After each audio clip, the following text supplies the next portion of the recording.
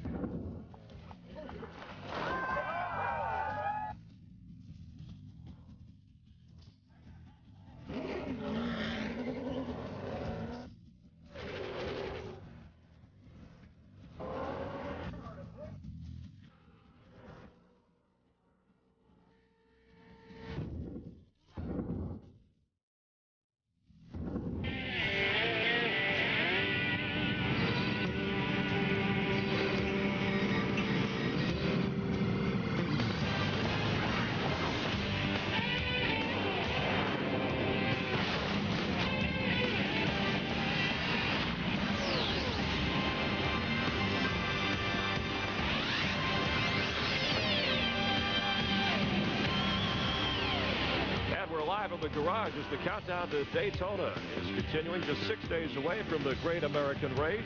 As you get a look at Rusty Wallace, finished third in the Budweiser Shootout on Saturday. And the Burton brothers doing a little homework as we are getting ready for another day of practice. By the way, some fog delayed the Winston Cup practice morning session here about 15 minutes. It is lifting as you're enjoying Daytona coverage here on Fox Sports Net. Part of our 43 hours of coverage up to and including the 43rd running of the Daytona 500. Hi, I'm Chris Myers. Nice to see you. Right at trackside just above historic Victory Lane. And so far here during Speed Weeks, we've had a little bit of everything. Surprises with the successful return of Dodge and Bill Elliott winning the pole. Controversy with Jerry Nadeau already being disqualified off that front row, and then great racing with yesterday's thrilling Budweiser Shootout won by Tony Stewart and Pontiac. Today, the big stars in NASCAR have a big day of practice, and for more on all that, let's head down to the garage and pit area with Speedway Illustrated Magazine's Dick Berggren. Thanks, Chris. It's been an up and down Speed Weeks for Coach Joe Gibbs. The good part, Tony Stewart driving one of his cars. Yesterday won the Bud Shootout, qualified really well for the Daytona 500. He was fourth quick. That's the good part. Bad part's right here. Defending series champion Bobby Labonte just has not been fast since he's gotten to Daytona. 21st in the serial order for that race. And this morning they're going to go out and see if they can get some more speed out of this thing. They put the suspension system under the car that's essentially identical to what they used yesterday in the shootout. Soften up the right spring, so they're going to let her rip. Let's go to Matt Yoakum. Dick Dale Jr. finished a frustrating fourth in the Budweiser Shootout Sunday.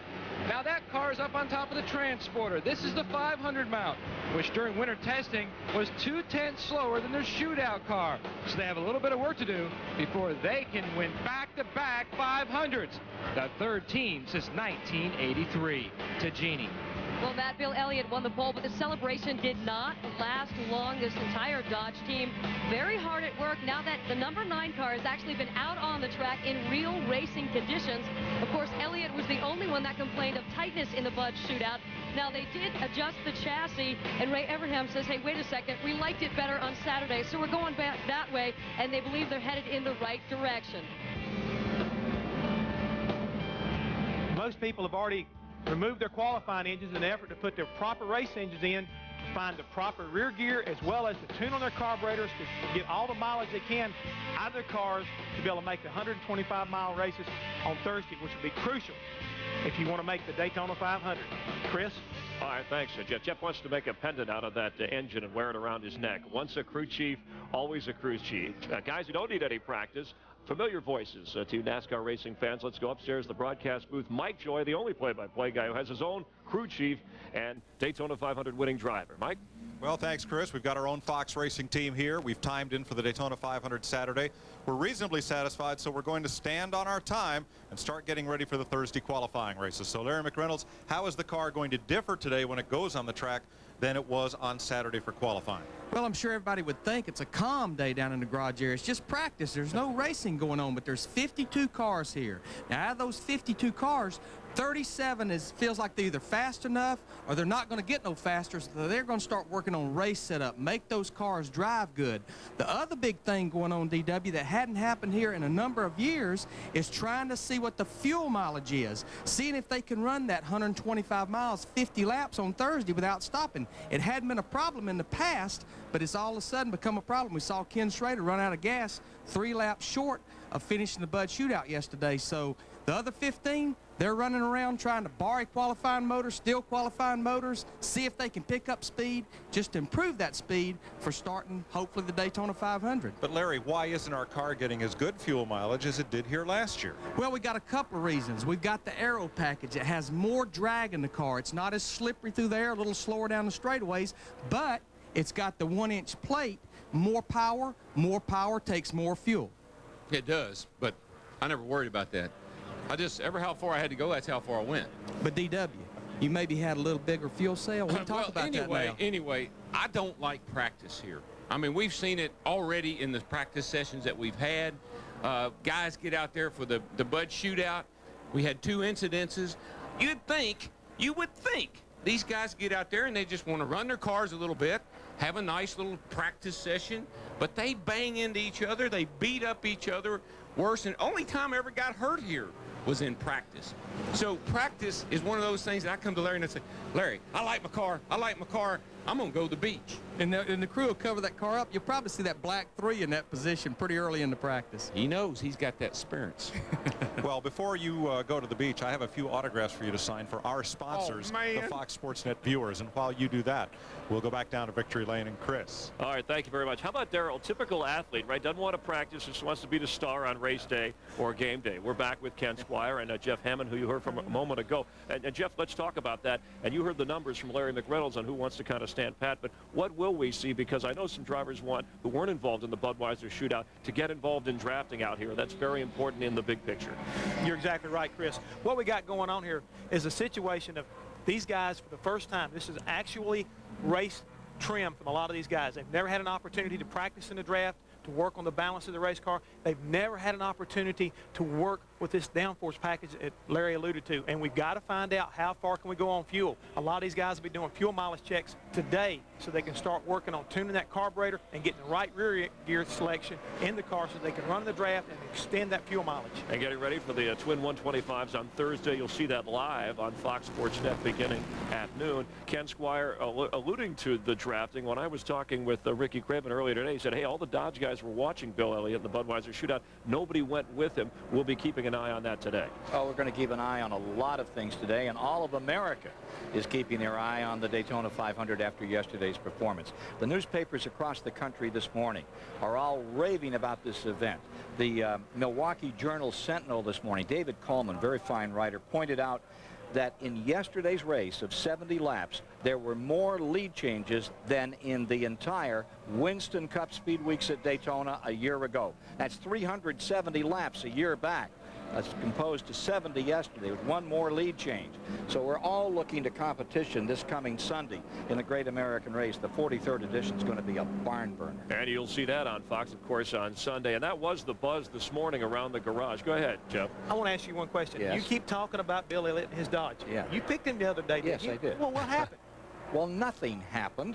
He was only 1 second behind the leader at the end. He was 12th overall. Well, now, wait a minute, guys. Look, let's talk about what 1 second is here at Daytona, though.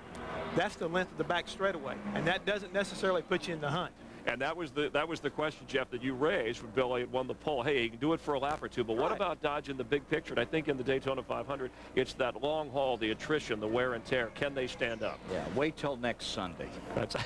Well, hey, we may not have to wait that long. Remember, they're getting ready to start practicing, and what I look to see is whether or not some of the makes actually get together and start running together, such as a Dodge contingent, to see if they can, gang up on everybody and do something with the rest of the field. This could be a real interesting practice today just from that standpoint, because everybody, once again, is going through a big learning curve. Yeah, and Ricky Craven, by the way, he did say, hey, from what I've seen so far, we went from the testing here to Talladega. We picked up a second. Then we got here. I think a Dodge will finish in the top 10. I'd be surprised if one didn't in the Daytona 500 as you got to look at the cars getting ready to go. All all week will be here leading up to the Daytona 500. That's what this is all about. Hi, nice to see you. Don't forget, after we're finished here, the ARCA Remax 200 coming up on Fox Sports Net. A terrific race. Lots of action and an exciting finish. Winston Cup practice, noon Eastern, 10:30 on Wednesday. And the Gatorade Twin 125s we mentioned. This is important to set the field at the Daytona 500. With Ken Squire and Jeff Hammond, I'm Chris Myers on Fox Sports Net. That Twin 125 live broadcast is a history maker. It's never happened before. We'll be back at Daytona in a moment. We're back live in Daytona. The countdown continues for the Great American Race. Just 6 days away from the Daytona 500. You'll see that on Fox. Of course, you're watching Fox Sports Net, and all week we'll be getting you ready for the big race as the Winston Cup practice delayed a little bit this morning because of fog. We'll be updating that with our play-by-play crew in a moment. You're going to look from where we are from behind. Let's go down to the garage area. Dick Bergman, big news here with Jerry Nadeau in the 25 car through the weekend. Dick? Well, it surely has been big news, Chris. He qualified second with this race car. Time trial procedure. They have an inspection before time trials. One of the things they measure is the rear deck height. He passed that, but after the time trial was over, he went through that inspection line again. The rear deck was too low, according to NASCAR. They looked the car over, decided there were some pieces in the back end of the car they didn't like. They confiscated the pieces, disallowed the time trial. And moments ago, I talked to Gary Nelson, who said this afternoon additional penalties will be levied, and they're going to have a meeting with all the crew chiefs this afternoon as well. This car is going to have to go in second round qualifying. Mike. After qualifying, that heck height was half an inch lower, and NASCAR felt a device was used to lower it on the racetrack. Now, if cars are going to be inspected after qualifying as well as before, that's quite a gamble. Well, here's what I think may have happened. This is like investigative reporting. That car wasn't very fast. It's not their best car, they didn't think. They got here, they were struggling, they were frustrated. They didn't think they were going to make they didn't even know if they could run fast enough to get in the race, or certainly to post a competitive speed. So they went to other devices. They decided to try a couple of things. The surprise to them was how fast the car went. And it went fast enough to be one of the few cars that got re-inspected after qualifying. Right. They were just trying to get the car fast enough to get in the race. But I think Larry, it shows, and you know, how important getting that rear, that's 70 degrees of spoiler stuck up on the back of that thing with a gurney lip on it. That is huge, and that's what keeps these cars from going fast. And that little lip across there, that's what keeps these cars from going fast. And what they was talking about, NASCAR measures the car in 3 places. They measure it right here. It's got to be 51 inches. They measure it here at the base of the spoiler and here at the base of the spoiler. This has to be 35. This has to be 36. When he come in after qualifying, it was a half-inch low. And I'm like you, DW, and I know it's total speculation, but that's what we get paid to do up here. They didn't never expect to get in the top 10 as far off as they was. But what I've learned, if you can get any of this down at all, it's worth a lot of time on that racetrack. Oh, yeah, these little bolts, these that hold this thing on, we've even slotted those up and down so we could knock that thing down when we were trying to get out on the line. So that is a critical speed issue right there. So Jerry Nadeau will have to requalify. The car that took its place on the front row for the Daytona 500 is Mark Mellings, number 92. Jeannie Zelasco is there. And meanwhile, back at the ranch, sitting on the front porch talking to Blanche, here they come, boys. We're up and running. All right, let's check with Jeannie. Boy, one man's pain is another man's gain, because what happened with Jerry Nadeau made today a much better day for Stacy Compton. He said because of the position he is in now after Saturday, he can experiment a little bit more with the car, and it's very good news. Bill Elliott has the pole, so they will work on drafting. But Stacy also told me this morning that he watched the Bud Shootout very closely. He was surprised how tight Bill's car was. He will work on that. He was surprised how much more downward force they needed. He said they have a list probably as long as my arm, things they need to work on. They changed the shocks, they changed the springs, and he brought a lot of duct tape to work today. Matt? And still waiting for Jeremy Mayfield to come over to his 12 car to begin practice. They're a little confused about what took place in the Budweiser shootout. Jeremy came on the radio and said the engine just blew, it seized up. Well, last night at the shop, they flew the engine home to their shop. Last night at the shop, they disassembled the motor. They couldn't find anything wrong with it. So then they looked at the transmission, the same thing. So they're not really sure what happened to their car in the shootout, but they do know from the shootout that their car has a very difficult time pulling out and trying to make a pass. Guys? What Jeannie says is important. Right now, there are only 8 teams that know for sure they will be in the Daytona 500. The 2 front row qualifiers from Saturday, Bill Elliott and Stacy Compton, and the top 6 in last year's Winston Cup points, beginning with Bobby Labonte and down through Tony Stewart.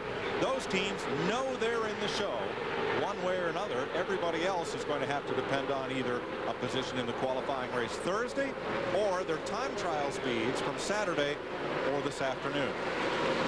It gets pretty complicated. Again, you go most places, you know, this year the fastest 36 cars plus the top 7 in provisionals and points that don't get in the top 36s in the race. But here, as you said, front row locked in. A lot of these teams that didn't feel they could run faster, Darrell, they just said, we're going to race our way in Thursday. Well, they did. And I'd also like to bring up a point. We were talking about that rear spoil thing. I don't want to beat a dead horse. But remember the 92 car? He couldn't get through tech on Friday or Saturday because he had something wrong with his rear spoil. They actually had the whole deck lid off of that car trying to get it through tech before qualifying. So whatever he had, he got caught with before they ever got on the track. Not that he was doing anything wrong, but they had to do something to that rear deck lid. The crawl you're seeing at the top of the screen out of our expanded box are the practice speed rankings so far in this morning's session. You saw Rusty Wallace back in the last corner. He moved up to the high side, and that's something see in practice a lot. Now, when they go to racing, they don't give nobody a spot. But what you want to do in practice, Darrell, you want to see maybe if you back up a little bit or if you run on the high side, how your car will pull back. They're experimenting. Yeah, they are. And let me tell you, all those drivers watched that race yesterday. They saw that the fast line, or some of the cars ended up having to run the very, very high line. So it's not going to surprise me. You see a lot of guys working that high line today to see if their car will handle up there. That's Derek Cope, 37, in the back of that pack, who climbed the hill there in turn number 4.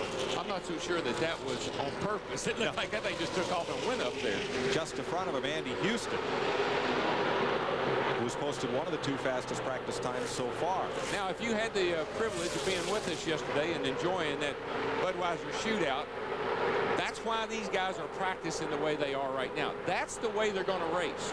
So the crew chief is telling the driver, and I hate this, but he's telling you got to get out there and get up in the middle of that bunch of people so you can tell me what's wrong with the race car. I can't fix the car. I can't make it drive the way you want it to if you don't get it in all these precarious situations. You know, something I hadn't seen, and we talked about him in our opening a little bit, is we hadn't seen our good old buddy Dale Earnhardt, that 3 car. See him in the garage here. They're not in no big hurry. Dick Berger, what's going on with the 3 car? Little oil leak. What they're doing right now, Larry, is they're underneath with rags and so forth. They're trying to clean out the bottom of the car, a few drips of oil underneath it. They're also working underneath the engine area. Danny Lawrence, the chief engine builder, is there. They think they maybe just had an oil line that was a little bit loose. Dale has not had any time really to speak of on the racetrack as a result. He and Dale Jarrett are the only 2 cars in the garage right now.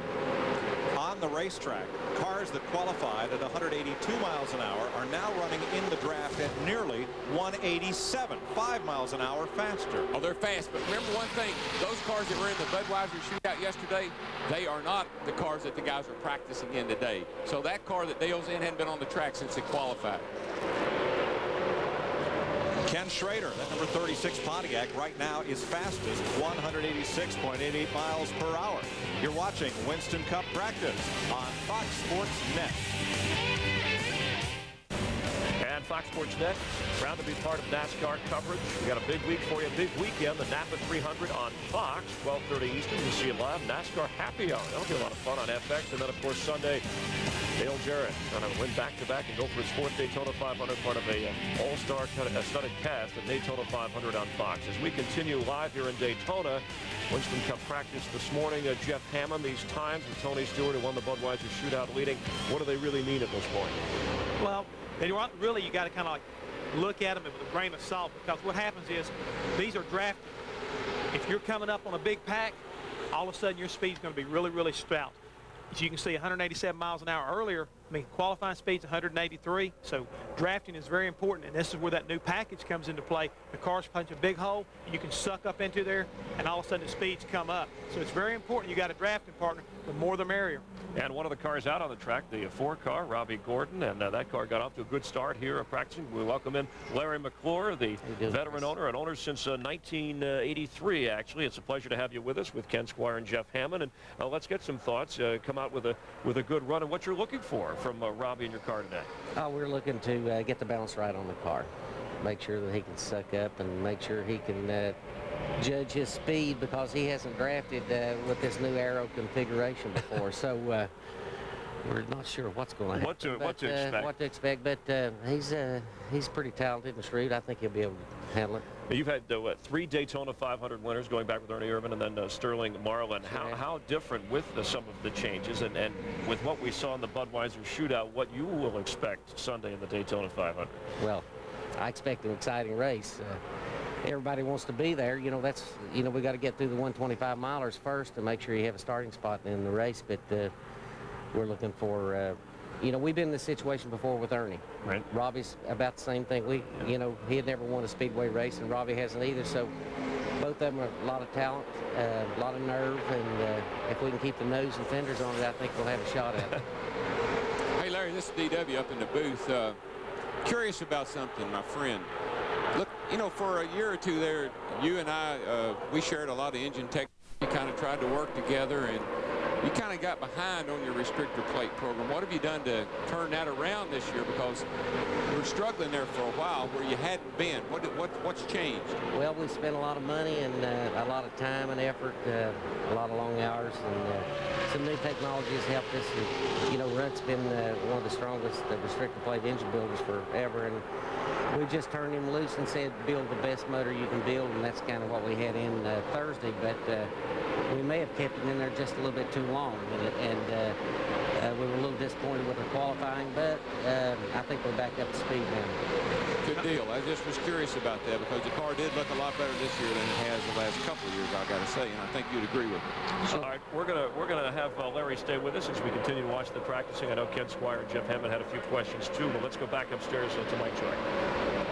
Winston Cup practice on the Speedway, the Twin 125s live for the first time this Thursday on Fox Sports Net. Be a lot of folks calling in sick that day, I think, around the country. I tell you what, if I was a car owner, I'd be calling in sick right now, because as a car owner, this is a nightmare. You stand up on top of the truck, and like I said, you got to get in here. You got to play the game. But boy, it makes everybody tense. This is like gambling before the big show. I mean, anything happens to one of these cars, you got to go to a backup. Now you see how sleek and aerodynamic these cars have evolved. The early days of stock car racing, they came right out of the showroom. No modifications permitted. Long technical inspection to make sure that every piece was stock. And now you see how slicked up and tricked up they are. They fit the NASCAR templates, but they don't much resemble their showroom counterparts. Guys, here's an interesting story right here. This is Bill Elliott's teammate, Casey Atwood. He had a pretty good time on Saturday. He was 25th fastest. I talked to Ray Evernham this morning. He said, Larry, I'm just not confident that we'll get in this show. They took the qualifying motor, the transmission, the gear, everything drivetrain-wise or power-wise out of Bill Elliott's car from Saturday, put in this car. He's trying to wait to get a clean lap with no drafting help just to see if he can pick up his speed. The thing these guys don't have to decide, they've got 5 minutes after practice to decide whether they want to stand or whether they want to requalify. Let's show you how it used to be. Now here's a brand new 2001 Dodge. And though there's a shadow, there's very little room right there. But look at this. 1967, Darrell. That's about 2 feet from the bumper down to the ground there, about 24 inches, where there's only 3.5 inches now. The big boxy front end, none of that slick aerodynamic stuff we see today. And look at that oil pan hanging down under there. I don't think he can run through the ruts very well without knocking that baby off. Now look at the back. It's got a nice flat hood. It's going to make good downforce if you can get the front end down to make some downforce. No window-net. But look back here. This is the part that, from a driver's perspective, scares me to death. And I've actually driven cars. Look at that little bitty spoiler right there. I mean, boys, that's about 1.5 inches. And today, they're 6.5 inches tall. with 70 degrees back there. So this cat's got a little work to do. You know what he heard, Mike? He heard it was nostalgia week, and he got here. He heard the Dodge. The Mopars are fast. One big difference with this car, Darrell. Look at that decal on the hood. 426 cubic inches. This car competed with a Chrysler Hemi, and a car that looked just like this qualified on the outside pole for the Daytona 500 at 179 miles per hour with that big old brick. I'd say that thing did not drive very good, but I bet the driver didn't complain a bit. Oh, no. He just wanted more power. Bill Elliott and Stacy Compton will be the first all-Dodge front row for the 500 since 1969. Richard Petty is so far the only driver to take a Dodge to victory lane in the 500. He did it twice.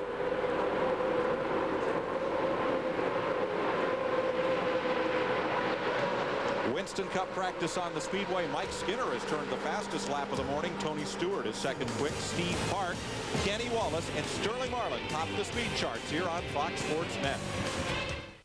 Yeah, we're back live at Daytona. Glad to have you with us on Fox Sports Net. A lot of racing coverage throughout the year. You're watching Winston Cup practice for the Daytona 500, which you'll see, of course, Sunday on Fox. And let's take a look at the latest times up to the moment. Mike Skinner, you see Tony Stewart, Kenny Wallace, Sterling Marlin, who said this morning he's going to work on his chassis. At least keep an eye on that today. We welcome back to our studio just above Victory Lane, and along with Ken Squire and Jeff Hammond. Earlier, we welcomed in Larry McClure, car owner of the number 4 car with Robbie Gordon. And Gordon, by the way, led practice speeds back in January with the testing and got off to a good start here. We're going to hear from him in just a moment. Well, Larry, I'm just going to come straight at you.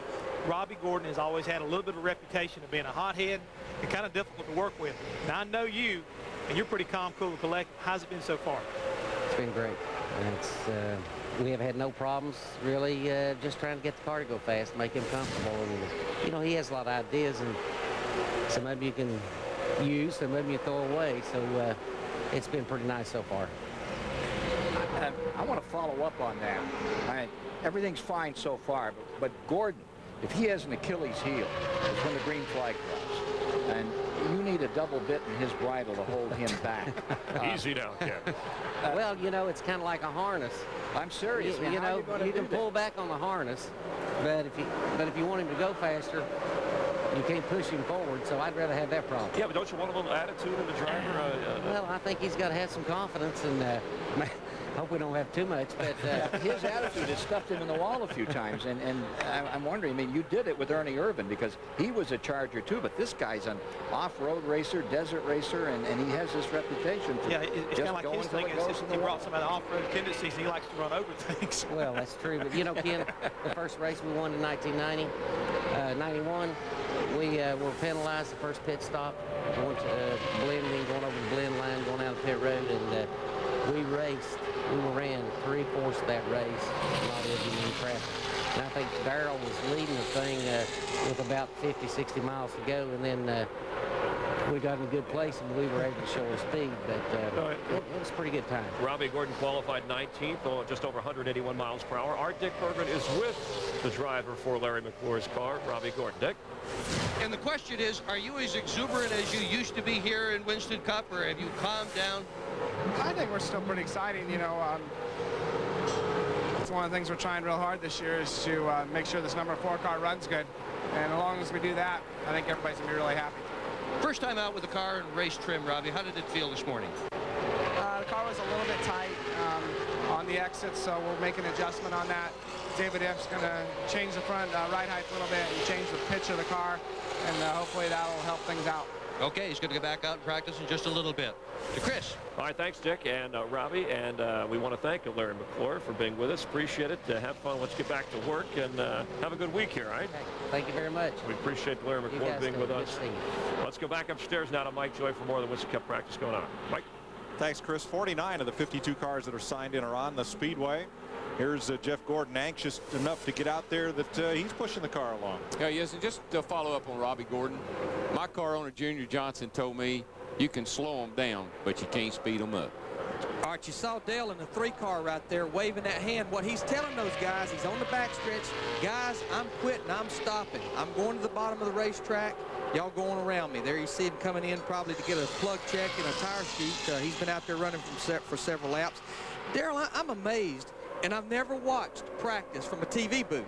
These cars, the way they jump around on this racetrack, but I think what it comes from, and I think this is what got some cars in trouble yesterday in the Bud Shootout, they're just trying to be aggressive with the way they set up these race cars. They're locked in with the 350-pound rear springs with the rear shocks, but they're trying to run those front springs just as soft as they can, much rebound, keep that front end pulled down, and the cars are bouncing around and not driving very good. Yeah, what it is there is turbulence. As a driver, if you've ever been in an airplane and you hit turbulence, that's what it feels like when you get in those groups of cars.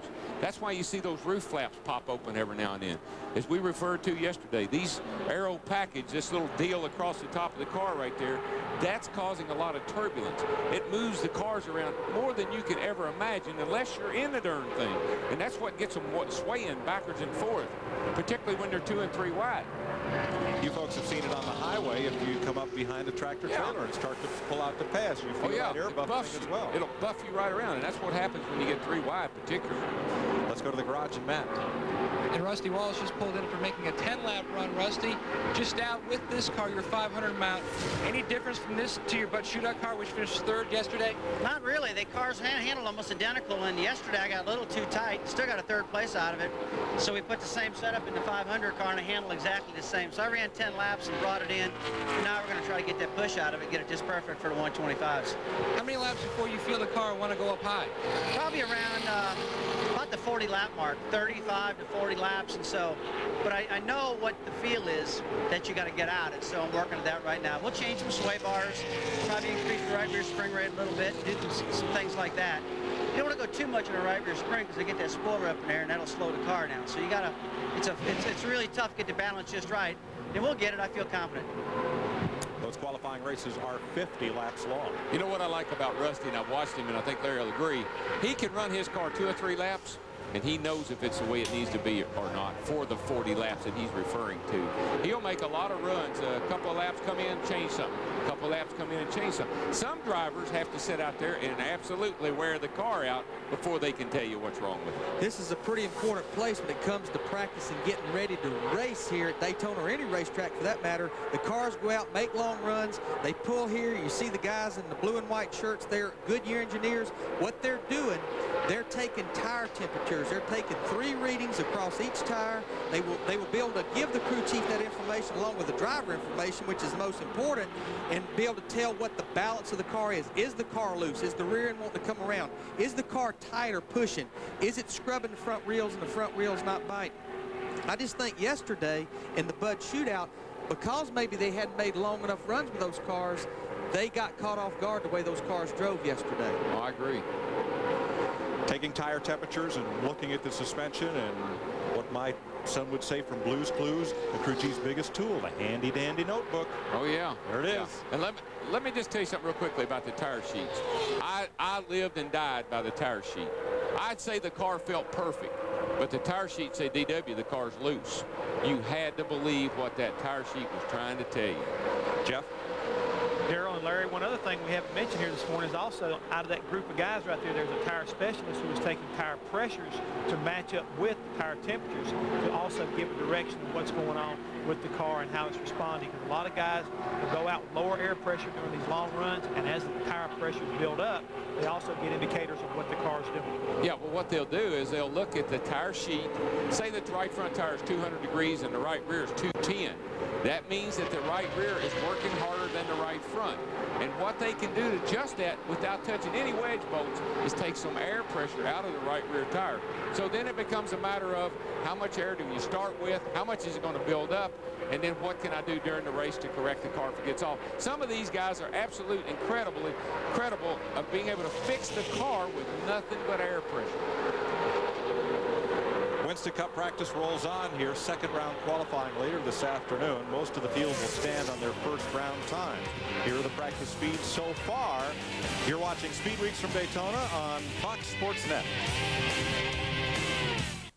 Chicago's greatest athlete. New dollars in it from yesterday. Oh, he's got more money than that, Mike. He definitely does. You all saw Tony Stewart win the shootout yesterday on Fox, but he won another race. Last night, what happened? My World Outlaws team with Danny Lasowski won at Volusia Speedway last night. So we've kind of had a long week with that car. We destroyed a car the first night and ran fourth the second night, and then we're leading it 2 nights ago and had a flat tire take us out of the lead. And finally we got in the lead last night and stayed there for 30 laps. So it was a really, really cool and special day for us yesterday, being able to win the shootout and then having Danny win last night for us in the sprint car.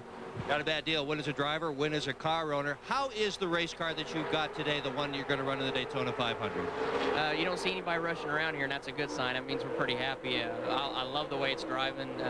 We didn't go out on sticker tires. We went on tires that had 25 laps on them already. So we've almost got a full run on this set of tires as far as laps on them. So the way the car was driving there at the end, we ran with some really good cars there toward the end, and we're running up front. So you know, it's kind of the same thing as what you go through at Indy. Once you get it close like this, every day all you're doing is chasing the weather conditions. But every day that you do that, you kind of feel like you're wasting your time, but at the same time you're making notes and keeping track of the changes you're making. So whatever conditions we have on Sunday, we can match the car to those conditions. So it's just a matter of going out there and getting more laps and just trying to make some notes here and there to figure out what we got to do for Sunday. Good deal. And one of the other things they're doing, they just drained a bunch of fuel out of the tank. They're going to go run it dry, see how far this thing will go in a tank of fuel. Mike? We'll be watching that with great interest, as will many of the Cup teams. Now, this is an interesting deal. This is one of Jeff Burton's crew members. Now, he's not getting ready to recap this tire. We talked about looking at air pressures. We talked about looking at tire temperatures. But to me, personally, one of the things I like to do is look at the tire wear. I guess it can vary so much, the air pressure buildup and the tire temperature, by how the driver comes off the racetrack. But the telltale sign is the tire wear. This tire is slick. It has no tread, but it has wear pin hose across it, about 5 of them right across there. And what they'll do, they'll see how deep those holes are when the tire's new, and they start with about 3/32 of rubber. They'll run a substantial amount of laps, and then he'll take this little gauge that he used to monitor it when it was new, and he's going to see how much wear the tire's got. It'll tell you a little bit about the balance, and also across the tire, it'll tell you a little bit about the camber, if you've got the right camber in the front tires, which is how the tires are leaned to make the car go through the corner. Exactly. You liked that, didn't you, D.D.? That's why he's the crew chief. I thought those holes were in there just for cooling purposes. Hey, I'll tell you something about Tony Stewart, too. The better he does, the better Danny Lasowski's going to do, I bet you. That's right. Steve Park, right at the front of this group, has the 3rd fastest practice time so far now in that Dale Earnhardt-owned Chevrolet, 187.1 miles per hour. And that unsponsored number 27 car has the 4th fastest time. I said on yesterday's telecast, somebody sent the team $15 to help them through this speed weeks, but boy, Kenny Wallace, there's no more enthusiastic driver in that garage area. And they spent every bit of that into Steak and Shake yesterday. You see the car on the high side there, that's in the 37 car, that's Derek Cope, and that race car is owned by drag racer Warren Johnson. Darrell, these guys are not being bashful about going 3 wide, and I know the racetrack is wide enough for 3 cars, but if the way these cars bounce around, about like driving in a funnel. That funnel getting to the end of that straightaway gets smaller and smaller. Little bump, little move by somebody, it can cause the big one. Let me tell you how I always look at 3 wide, and it gets worse sometimes. It's not safe for the conditions. This track is not meant to be run 3 wide on. Although, every time I say that, I remember 1959, and what did that picture look like at the line? 3 wide. 3 wide.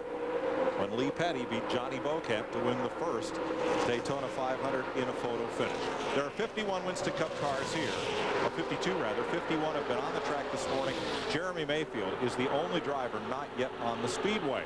We have talked about Jerry Nadeau's disqualification from his outside pole setting time Saturday. He is one of 2 drivers to have their times disallowed by NASCAR. Jason Leffler, moving up from the Busch Series and driving the 01 Dodge, was 36th fastest. But after qualifying, NASCAR takes samples of the fuel from the tank of each car. 76 is the official fuel supplier. They provide NASCAR a sample, and every team sample after qualifying must match that sample molecule for molecule, and Leffler's fuel was found to be suspected of having a fuel additive, so his time has been disallowed. You never know. They don't ever say what was in the fuel. They don't say what was wrong with the fuel. They got a little stick that they put down in the fuel. And if it turns a particular color or if anything happens to that stick, they know there's something in the fuel, and that's all they really care about. If it makes that stick turn a different color, you're out. And now that stick, Darrell, tests for the presence of oxygenants, because most octane and performance boosters are oxygenants. They also they'll take that sample of fuel and have a spectrometer analyze it for its molecular structure, check its specific gravity, and they've got a whole lot of ways to catch what could be going on. Yeah, if they determine and if they decide they want to know what's in the fuel, that's what they'll do. They'll send it to a laboratory. But they now have a quick check. Used to, you didn't have to worry, because it took them about 3 weeks to get back the results. And so for 3 weeks, you were skating home free. Happened to me at Pocono and Neil Bonnet and a couple others. But I can tell you a funny story, but it takes too long. Oh, go ahead. We've got another hour. Neil was on the Po at Pocono. He got thrown out because he had illegal fuel. They moved me onto the Po. They found his fuel was the wrong color. They saw it coming out of the tank. They moved me on the Po. We won the race. We run the race. I don't know if we won or not. I got the trophy. I got the check. A couple of weeks later, Mr. France called me. He says, hey, Darrell, I want to ask you something. You think we handled that thing at Pocono right? And there's somebody else back in the field had that fuel too. I said, oh, yeah, them guys that got bad fuel, Mr. France, you've got to do that. They got to understand that they can't get away with something like that. He said, good, send me that check and that trophy back, because we checked yours and it's illegal too. Let's go down to Matt Yoakum. He's with Andy Graves on the 01 car. Mike, I have caught up with Andy Graves, the team manager for Chip Ganassi. Andy, any idea what might have contaminated the fuel? No, we're not sure right now, Matt. The sample come back and it didn't pass NASCAR's warning meter there.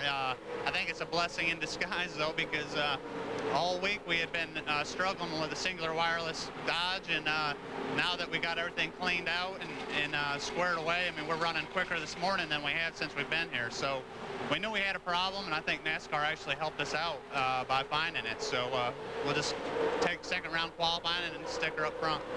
Well, that could be good news. They have been struggling, and now they will have to go through second round qualifying, Mike. Man, that's just like saying, yeah, Dad, I deserve that spanking. Yeah, right. But you and I both know, Darrell, you can't over-engineer these things. You can just know in your heart you're doing something to make that race car better, that engine run better, and you could actually be hurting yourself. Now, I know one thing that could be happening is Sterling Marlin, their teammate that qualified 7th, they didn't take the engine out of Sterling's car, but they did take the intake and the carburetor, put it on his car to see if it would make him run a little faster today, possibly. Obviously, for sure now, get ready for second round qualifying. Well, I think that proves another point. You got to know how to cheat. And obviously, they didn't know how to cheat. Because what they were doing wasn't helping them a bit. Thus far in practice, Sterling is 5th fastest. Jason Leffler is 45th on the speed chart. Winston Cup practice rolls on Fox Sports Net. Second round qualifying later this afternoon. That will set the lineup for the 125-mile qualifiers races you will see live on Thursday. Where? Right here. NASCAR on Fox Sports Net.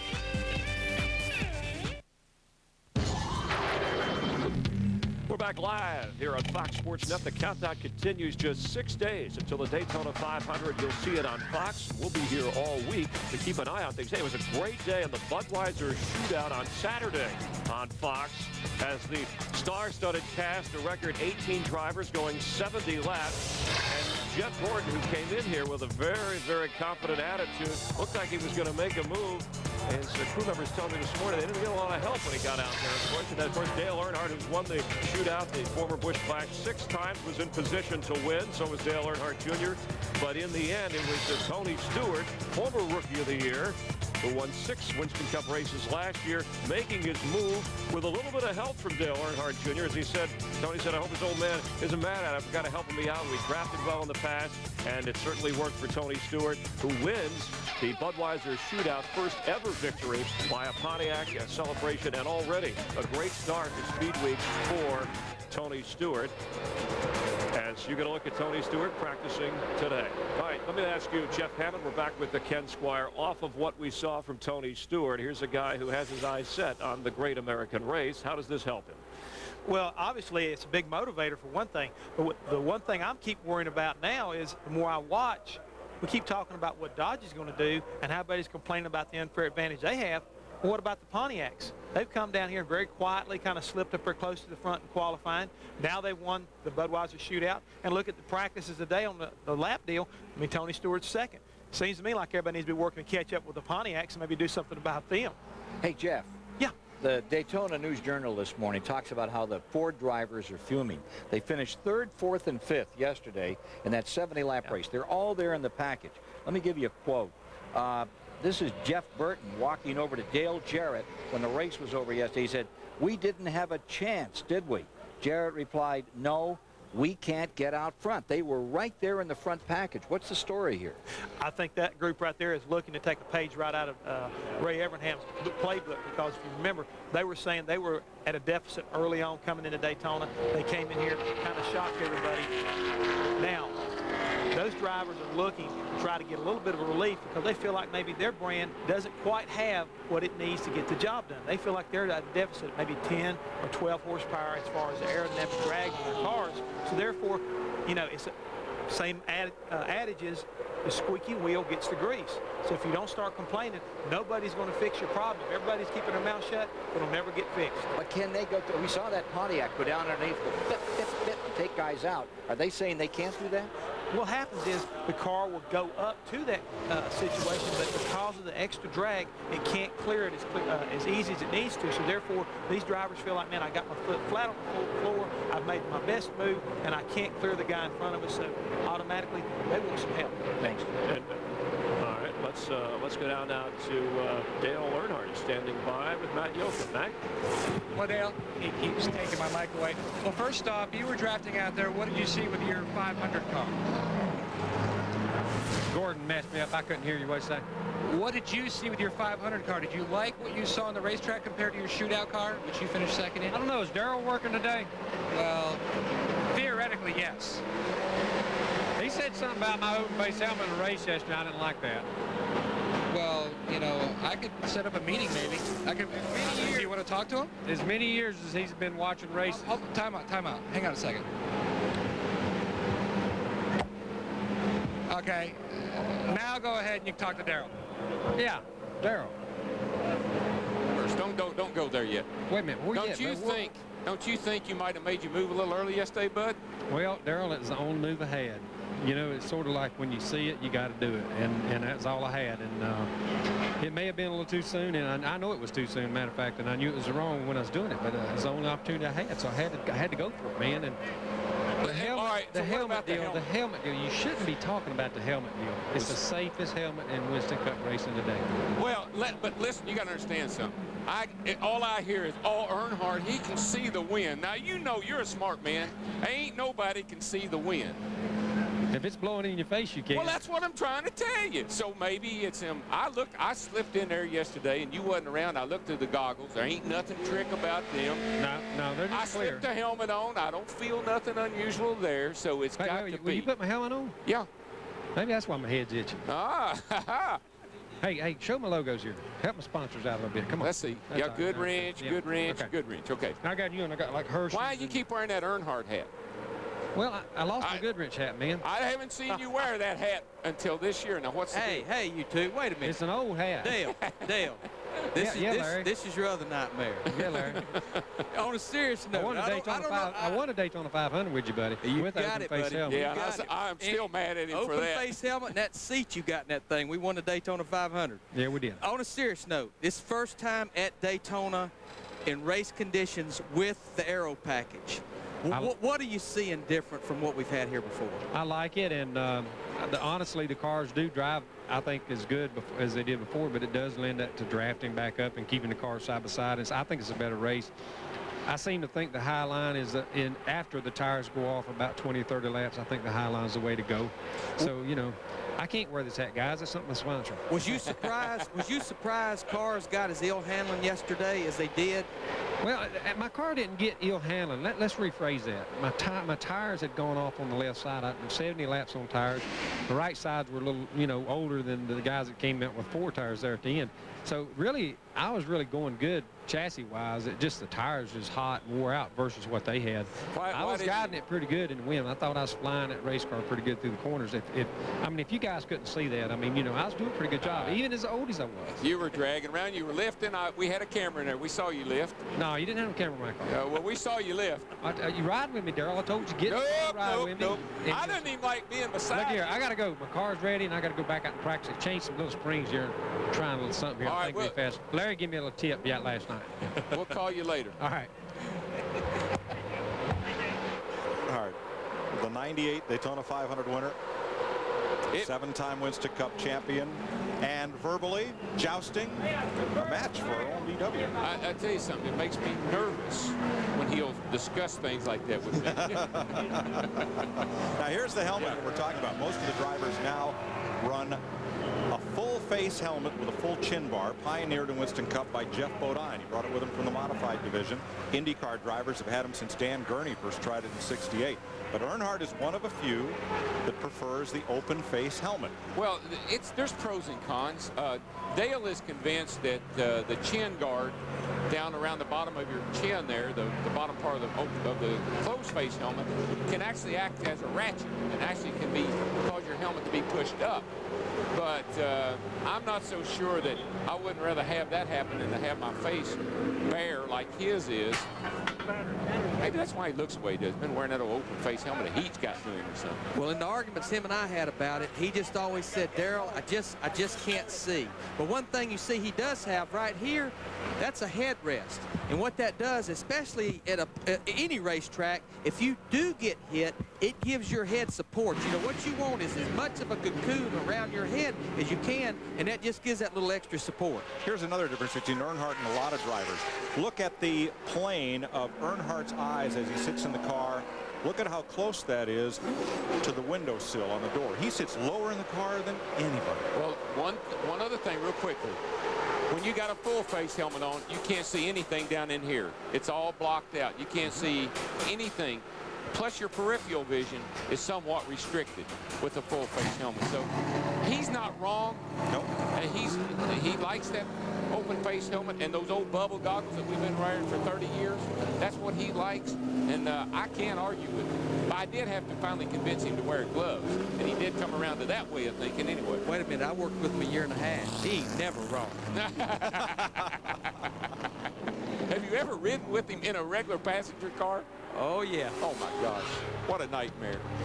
Winston Cup practice rolls on at Daytona International Speedway. Hope you're enjoying it. We are. You're watching it on Fox Sports Net. Dale Earnhardt Jr. has gone to the top of the speed chart. There he is in the upper right of your screen, right in the midst of this huge pack of cars. Mike Skinner, Michael Waltrip have all been fast. Tony Stewart, Steve Park. This is a very intense right now, guys. This is a very tight group of cars. They're really moving around. Everybody's trying different things. Everybody's on a different agenda. Got to be on your toes. Spotters, be on your toes. These cars are running around here at 187. Dale Jr. actually fastest right now in the 8 car at 188.2. That's some 4 to 5 miles an hour faster than qualifying, but again, it's called the draft. It's called these cars pulling each other along. And one thing I need to correct myself, and I'm a little disappointed. My driver didn't correct me. My co-crew chief down there in the studio didn't correct me, but my play-by-play Mr. George corrected me. I called them 1-inch restrictor plates at the beginning of the show. They are actually 15/16, but still bigger than what we had here a year ago. It's about a 32nd bigger than 1 year ago, and that's like 25 horsepower. Larry, now look, I'll stand here and take a lot of things, but I want Mike to fess up on who told him that yesterday. I really wanted to tell you right now that I'm the one that came to Mike and said, hey, buddy, tell Larry that we need to go back to 15/16 plates. Come on, Mike.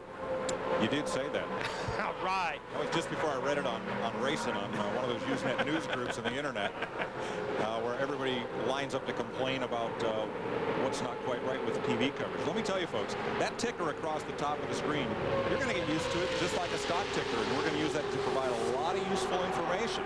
I did see one fellow who posted that he was going to put black tape across the top of the screen, and well, it's okay, Earl, if you don't want to know what's going on the racetrack, but I think I like this. Now it has the top speeds of practice up there right under the drivers' names as you watch the cars.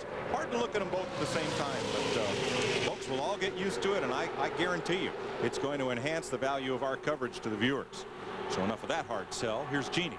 Boy, from the garage to the top of the speed charts, that's where Dale Earnhardt Jr. has gone. And why, you ask? Well, his brake caliper was sticking, so his wheels were not turning free. They made an adjustment, and it's working so far. Mike?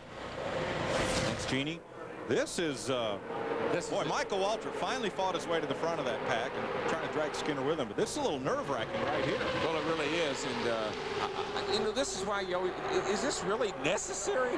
I mean, this is practice. It pays absolutely nothing, and you're jeopardizing so much.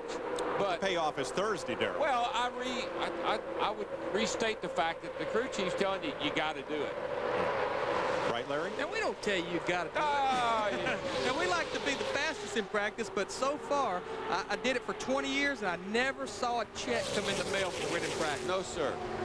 So, but some guys, and I was one of those there for a while, if I could win anything, it made me happy, practice included. You know, we may see it change as the week goes on, but we saw it yesterday in the Bud Shootout. You talked about it earlier, whether it's the aero package, the way the cars are driving, it just seems the high line around this racetrack is the fastest way around. I know the group of cars has a lot to do with it, but you see these guys, they're running 2/3 up the racetrack. Quite frankly, I think it could be the big spoiler and the deflector on the roof. You get up next to the wall, maybe it's pushing the air around the car differently. These cars are really tight in yaw. You know, when you turn the car, maybe getting up next to the wall is deflecting some of that air off that rear blade. I think you're onto something. In the years before the really slicked out aerodynamics, Richard Petty used to say that he ran the high groove so that he could keep the car right up there against the cushion of air between his car and the wall. And exactly. For Petty, in those days of what are not considered now good aerodynamics, that was the fast way around. Yeah, I think there's something going on there with the aero package. If Earnhardt can see there, I'll be sure and ask him about that. Okay. Then he'll be able to explain that to me much better. Here comes your other best friend, Jeff Burton, right up there with Earnhardt. Boy, look at Bobby Hamilton in that blue car up there. See his car with the D on the hood bouncing around coming off turn 4. It's not a pretty sight. It's not a pretty route. No, and the thing about it is you can't lift. See, he's got somebody laid up right behind him. If he lifts, he gets run into from the back, and here we go. So you got to drive through it, even if your heart's in your mouth. Trying to find the handle, either for second round qualifying or for Thursday's 125-mile qualifying races. You're watching Winston Cup practice on Fox Sports Net. Welcome back to Daytona International Speedway, where it's only 6 days till the Daytona 500 on Fox. Coming up Thursday, you've never been able to see them live before. You've had to wait till Saturday, but not on Fox. The Gatorade 125s will be right here on Fox Sports Net live at noon Eastern Time Thursday. And it will probably look a lot like this right here. Oh, yeah, it'll look like this, only twice as bad, because that's only about 20 cars. So we're going to throw in another 23 out there with us. Boy, you saw the 99 car of Jeff Burton, some steam coming out of the right front there. Evidently, he was running just a little bit warm. You know, we talked about on the qualifying show the other day, they try to run, look at this. This is 4 wide. But we talked about putting as much tape as we can on the front of the car for aerodynamic reasons to run fast. Well, they do the same thing for race. You do have to have some grill opening, but you got to go out there, and that's another reason, Darrell, you got to run in a pack, is to see if you can optimize your tape, because running behind the car, obviously the car will run warmer. Well, yeah, well, quit telling me all those reasons why I got to do it, will you? I know I got to do it. You got to get up in there. You got to go. Yeah. Dick Berggren? Well, Jeff Burton's number 99 looks a bit like Old Faithful as the tire engineers take a look and try to take the tire pressures up front. They're also going to take the tire temperatures. Jeff has just turned his wheel to the left. That's a pretty typical thing. The drivers turn hard either left or right so that engineers can get their pyrometers in. That's a little gauge they use to measure the heat on the surface of the tire. How hard do these guys push even in practice? This morning we have seen heats of as much as 230 degrees. On the right front, 230 on the right front. They're not fooling around, man. This maybe just practice, but they're on it. Well, that's because of the downforce. Car's got a lot of downforce on it. 230, not bad. I can live with 230. Anything over that, I start getting nervous. I'm saying, hey, man, you got to take the spring out. You got to do something to get that tire temperature cool back down. NASCAR seeking parity, especially after last year's lackluster 500. Yesterday took one car from each manufacturer from the Bud Shootout, the highest finishing car of each, and took them to the wind tunnel. Just an idea of what goes on there. Well, what you saw there, you saw smoke going across the car, and that just shows the airflow over the car right there. And you know, Darrell, I salute NASCAR for doing this, because finally they've said, well, we're not just going to see what goes on the racetrack. We're not just going to listen to what the crew chiefs and drivers are telling us. We're going to take them to the wind tunnel, get the data ourselves, and analyze it. We feel we need to adjust. If it backs up what we're seeing on the racetrack, we're going to make adjustments. Yeah, and the good thing is they took them right off the racetrack. They didn't take them back to the garage and work on them a little bit, and then they loaded them up right off of the racetrack. I know cars that I've worked on that has been impounded to go to the wind tunnel, they wouldn't even let, the only thing that we could take off the car was get the driver out. They wouldn't even let it take his helmet out of it, because they didn't want to take no chance of anybody tinkering with the car. Exactly. Top times across the screen as Dale Earnhardt Jr. leads the speed chart. There he is, lower left of your screen, in that red number 8 Chevrolet. Sterling Marlin, who is the fastest of the Dodges this morning, behind the Chevrolets of Earnhardt Jr. and Skinner. Sterling now 3rd fastest, pulling that inside line around before Kenny Wallace goes past for that unsponsored number 27 Pontiac. You're watching Winston Cup practice on Fox Sports Net. Now we're back live. You're watching Fox Sports Net and our continuing NASCAR coverage up to and including, of course, the Daytona 500. Another day of Winston Cup practice. Bobby Labonte and crew gearing up. Moments ago, our play-by-play team talking about the wind tunnel, the effect of aerodynamics, again with Jeff Hammond.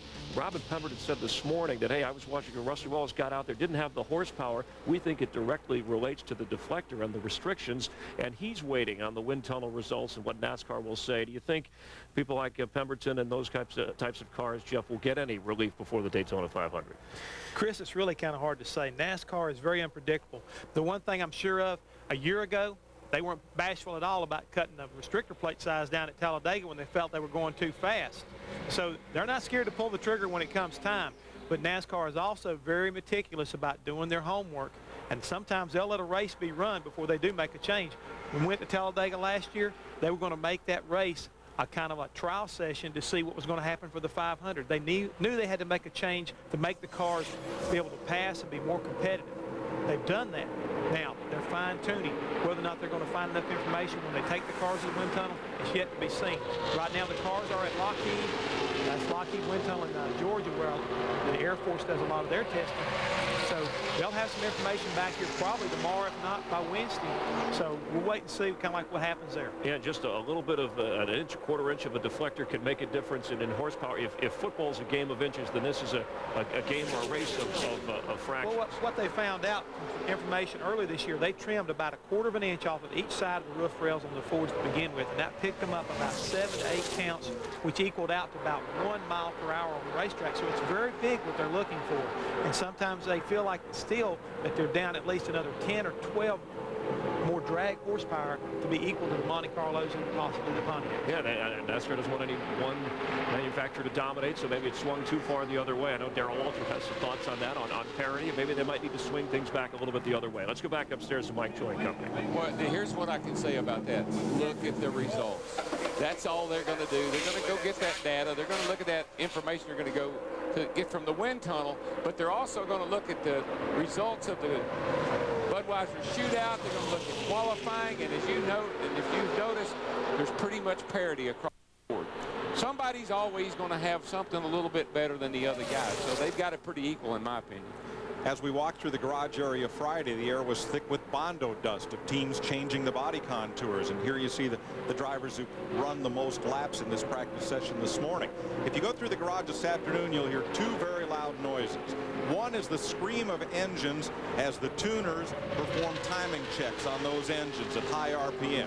The other is the wail of the owners and crew chiefs of whatever make feels they are disadvantaged. Now, that wail has a different pitch this February than it did last year. The fellows who were in great shape last year were hiding, working on their cars and in their trucks. And this year, that's the group that's in front of the NASCAR trailer saying, well, we need some help. But look at the results and look at the race yesterday. I don't expect many changes. There'll be no, I don't think there'll be any changes, quite frankly, but I have never been to Daytona in 30 years when there wasn't always some make that showed up with something that, with all the wind tunnel testing and everything that NASCAR knows, somebody always figures out a way to get just a teeny bit of an advantage. All right, but in their defense, when I was a crew chief, whatever make I was, it was part of my job to try to go to NASCAR and say, we need more. We ain't got enough. They got too much. It's your job. No, that's that squeaking wheel thing, man. And that's been the theory from day one. Squeaking wheel. And this is tougher than getting a bill passed in Washington, because this is all the lobbying going on to Congress, to the sanctioning body, trying to get something to happen in your favor. Why do you think athletes make such good politicians? Look how many athletes are in Washington today. Right. Darrell, you used to always tell me, I don't want any advantage, but I dang sure don't want no disadvantage. That's the thing. Now, that's what you struggle with, is when you're down, you know you're down, and nobody will listen. That's when you get real frustrated. Going back to the boxes a while ago that showed most laps run and fewest laps run, the factor is cars that run the most laps, they're cars that are working predominantly for sure on race setup. They're out there making those long runs. But the cars that run the fewest laps, that's cars that's out there, still got qualifying motors in, either their own or something they borrowed or leased from someone, just trying to get that, increase that speed. Well, the thing about it is, I know we talked about Atwood. He's got Bill Elliott's qualifying motor in right now. We talked about Jason Leffler. He's got to requalify. Dave Marcus, he actually put the qualifying engine in from the car of Dale Earnhardt's to try to increase his speed. So those guys, they're still in qualifying mode. Yeah, and we can't look at our speed chart and say, gosh, they're way off from what everybody else is, because everybody else is drafted. You got to look at the back of the speed chart, around the 48, 47, back in there to see what those guys can run by themselves. When we come here to Daytona, once we got done with qualifying, don't get me wrong, I still want to know how fast we was running, but after qualifying, you can almost put the stopwatch in a drawer and forget about it to Rockingham, because your speed's dictated in the draft by who you're running with, what pack you're catching. It can shoot that speed up there by 3 or 4 miles an hour if you catch the right sniff of a draft. That's right. Let's go down to the garage area and meet the defending Rookie of the Year of Winston Cup. Here's Dick. Well, Matt Kenseth was also incredibly fast in preseason testing. In fact, nobody went faster than he did down here, but not so good once they opened the garage in February. How can you be so fast in preseason and not so fast when we get down here for the real thing?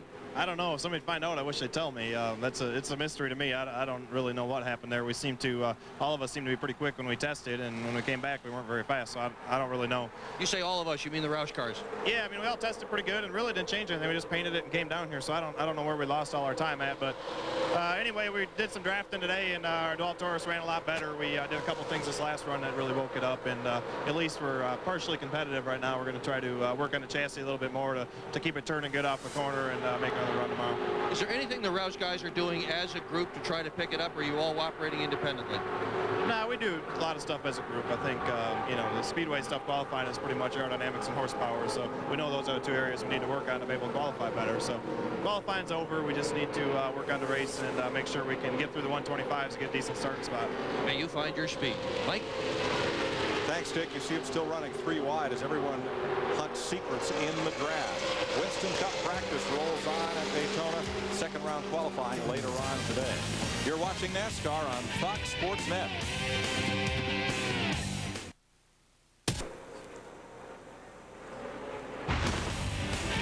Welcome back to Winston Cup practice on Fox Sports Net. Immediately after our show, you'll see tape coverage of the ARCA Remax 200 run here yesterday afternoon, or rather yesterday at 11 a.m.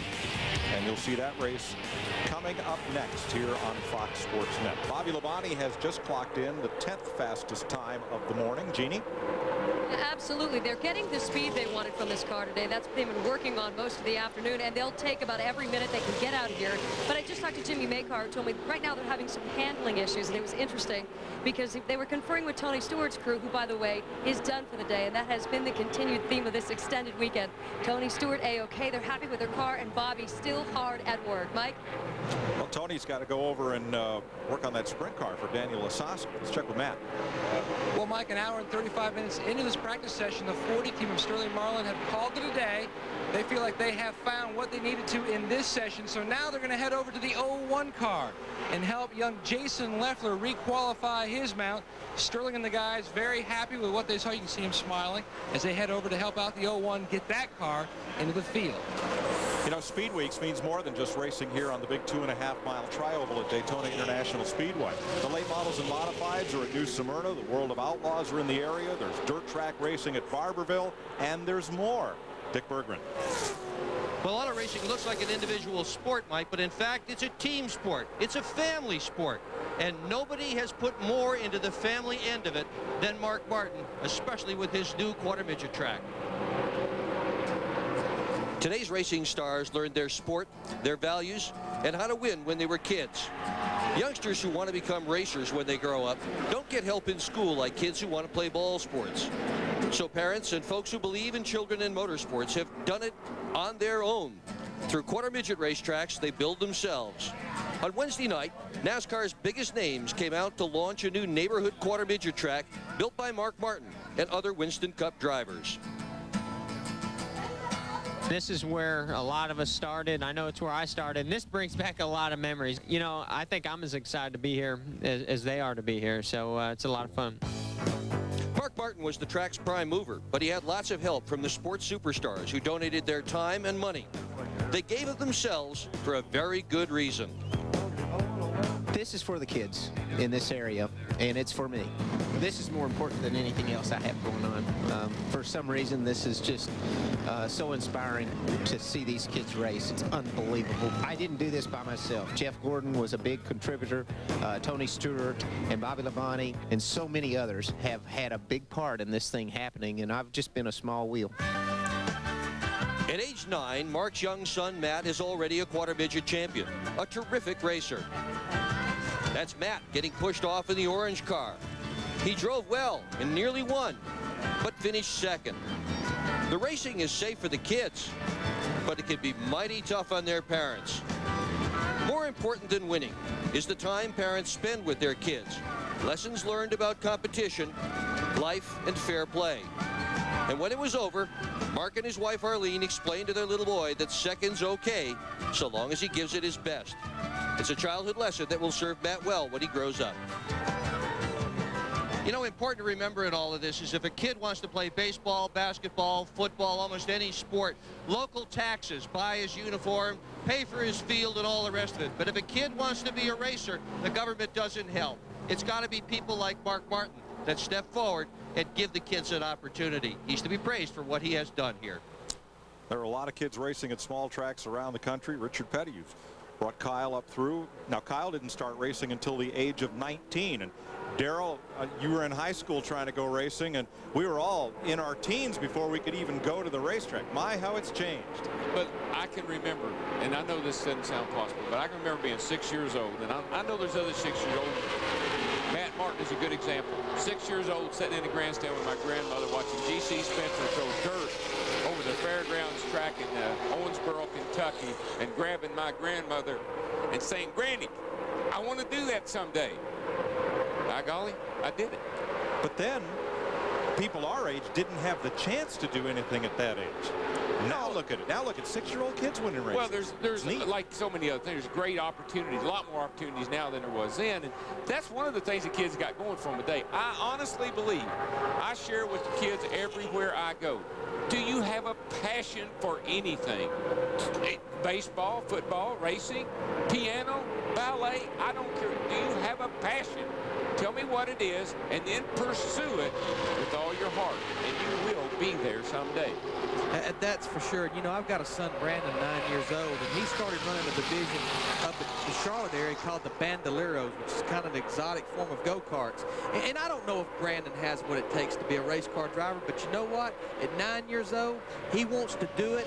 I'm going to give him all I can to do the best he can at it, but if nothing else, and this is what I stress to every dad out there, the time that him and I spend together doing it, it's priceless. And it's a time we'll never be able to make up. That's the only time I had with my dad. When we raced go-karts, all of a sudden it drew my whole family together. My mom, my dad, my brothers and sisters, we all raced those go-karts together. My son's 21 months old. We took him up to that auto show up in Maine back in January in Augusta, put him in a 5/8 Cal Cup car. He wouldn't get out of it. He's not even 2 years old. We'll be right back.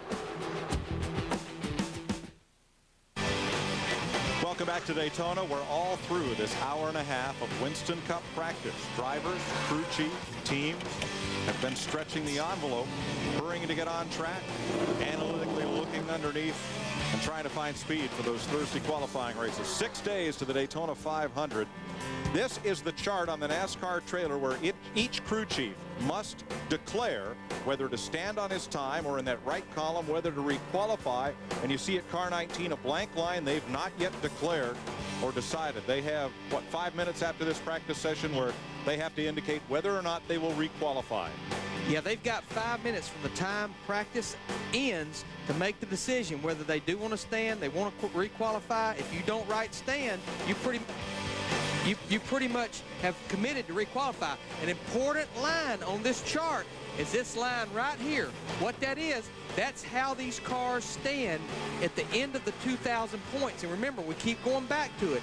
If you're not on the front row, if you don't get in through the 125s, which would be the next 28 positions, making 30, you don't have the top 6 speeds, then whoever's in this column right here, they'll be the ones that the top 7 that's left to get those final 7 positions for the Daytona 500. Okay, let's go down and meet one of the top 2 practice speed holders, Dick Berggren. Yeah, Mike Skinner's a whole lot happier today than he was yesterday. We've seen that smile since you went out and ran. How good is that car? Was Larry just talking up there? Yeah. Tell him to get off the button. He's got what he's got. Just, you know, I used to hear that a lot. Now I can tell you that, Larry. Now the low Chevy's a lot better today. We tried some things yesterday, and the car got really bad loose and real unpredictable down in the corner, and we had a little right there with a couple to go, and Mike could have finished 6th, but it would have been one of those exciting things that we really didn't want to see in the Bud shootout. And so we chose to just fall in line there and come in with all the fenders and try to make this 500 car good. And it's a heck of a lot better than it was, Dick. I'm pretty excited. Good for you. Let's go to the set and Chris. Hi, thanks very much. It's a pleasure to welcome in one of the legendary names in auto racing, A.J. Foyt. He's got the number 14 car, which is 26th right now. Of course, a 4-time Indy 500 winner, and as a driver, won in '72 the Daytona 500 in a Mercury. It's been that long. It's a pleasure to have you with us. How you doing? Well, it's nice to be here. You know, I drove the Wood Brothers, and at that time they was top of the game and super people. Time flies. What do you expect this week, A.J., looking towards this year's Daytona 500? Well, I think it's going to be very close, and it's according to whoever's working the best and handling the best and has the best pit stops, and everything falls their way. When you have a race like that and a guy's got something going for him like that, you're not going to beat him. I don't care who it is. AJ, right now you chose not really a young driver, more or less a veteran driver in Ron Hornaday, and you got him running for the rookie year at 42 years of age. Why did you choose Ron? Because I'm old and we feel friendly. Hey, AJ. No, all joking aside, Ron and I raced together. I know how he wants to win, and when his name come up available with the young crew I got, I just thought he'd do a great job for us. Hey, AJ. It's DW up in the booth. They taking care of you down there, buddy? Well, I tried to get a soda water, and they didn't have no soda water. How about maybe a milkshake or something like that, huh? Well, the doctor told me to get off of them, but I've doubled up on them. I have a question for you, AJ. Very serious one. Do you think who do you think's the best driver, you or Mario Andretti?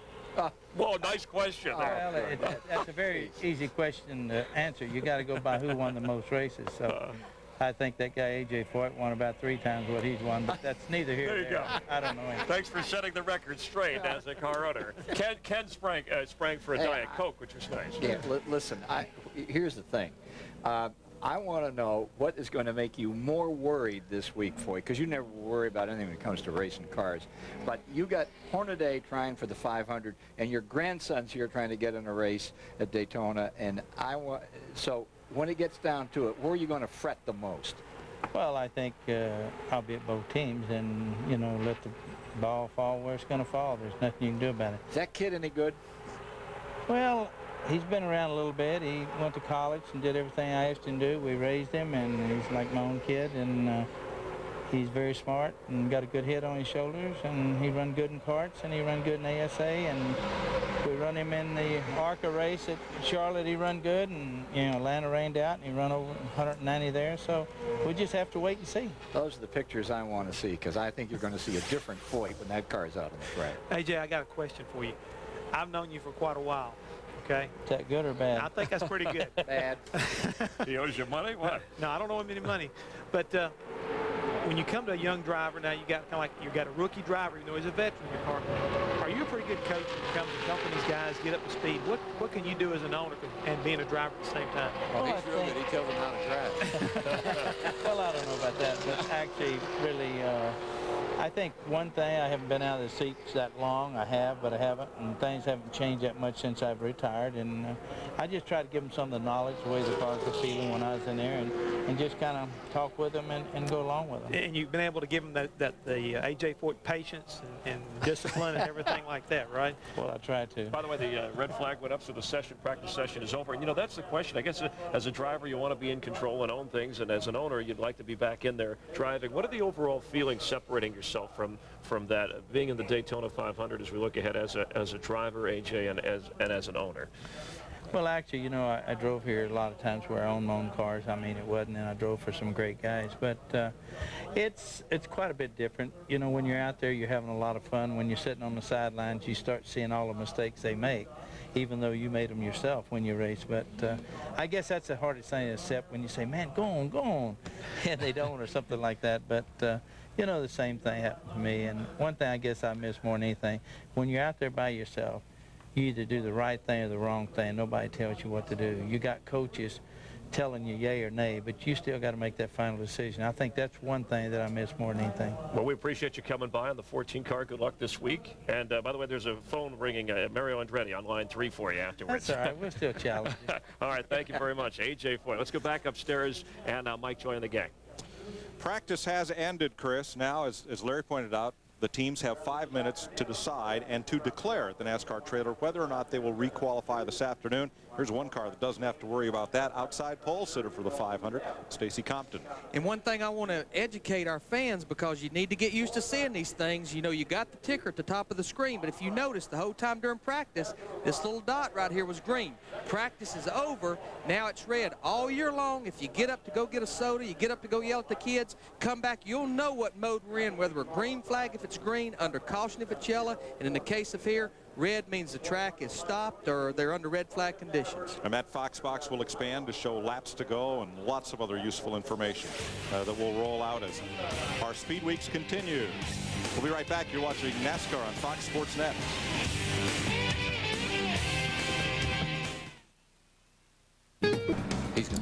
Welcome back to Daytona, where crew chiefs are signing in whether or not they will requalify.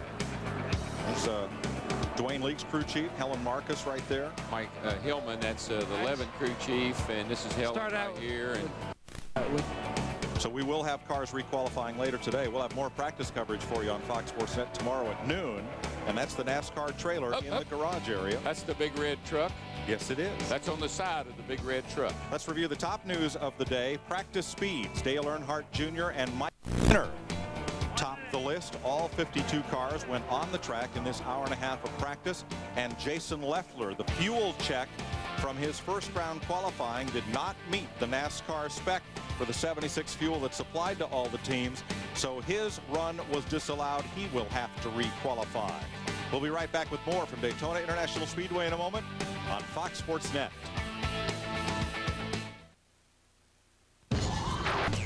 Welcome back to Daytona. 6 days to the 500. More practice coverage tomorrow here on Fox Sports Net and Wednesday. And on Thursday, for the first time ever, you'll see the Twin 125s live right here on Fox Sports Net. 8 cars will requalify in second round later today. Here's Dick Bergman. Practice may be over, but the strategy never ends. Jeff Burton's crew, they're hauling the engine out. Why? They're going to put the Daytona 500 engine into practice tomorrow. Why so early? If anything goes wrong, they're going to mail it back to the engine shop, have it rebuilt in time. To Matt.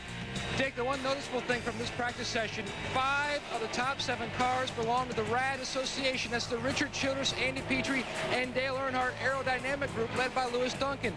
Obviously, their winter homework has paid off. Jeannie. Well, Matt, Bill Elliott's motor, Bill Elliott's shocks didn't make enough of a difference for Casey Atwood just minutes ago. Ray Evernhead came over and signed the sheet. The rookie will stand on his time. They pretty much told me there are too many variables and, quote, they want to act like big boys. Chris? All right, Jeannie, pole sitter for the Daytona 500, Bill Elliott 17th, Tony Stewart 6th in practice today. Quick comment from you, Jeff Hammond, on what we saw today and what they'll take into practice tomorrow and Wednesday. Saw a lot of aggressive racing, practicing, and right now, the good thing about it, everybody got through unscathed, so therefore everybody's going back and checking their notes and getting ready to go again tomorrow. And Ken Squire, this gears us closer to the twin 125s and what excitement we should have there. Everything we've seen today just once again underlines that the twin 125s coming up on Thursday live here from Fox Sports is going to be probably the 2 best races of that caliber in the last 10-15 years. No question. Coming up next on Fox Sports Net, the ARCA 200, 80 laps, 200 drivers. Ken, what should people expect in this race? A rebroadcast from yesterday, we saw a lot of excitement. Well, that's what you're going to see is a lot of excitement. That's what ARCA has always provided down here. Sometimes a stunt show, but I tell you, they really get it together and put it on, and so stand by and stand well back from the walls. For Ken Squire and Jeff Hammond, we also want to thank A.J. Floyd and Larry McCloy for joining us up on the booth. Darrell Waltrip, Larry McReynolds, and Mike Joy. I'm Chris Myers. Stick around for the ARCA 200 on Fox Sports Net. We'll see you the rest of the week as we take you up to the Daytona 500. Thanks for watching. Have a safe drive home.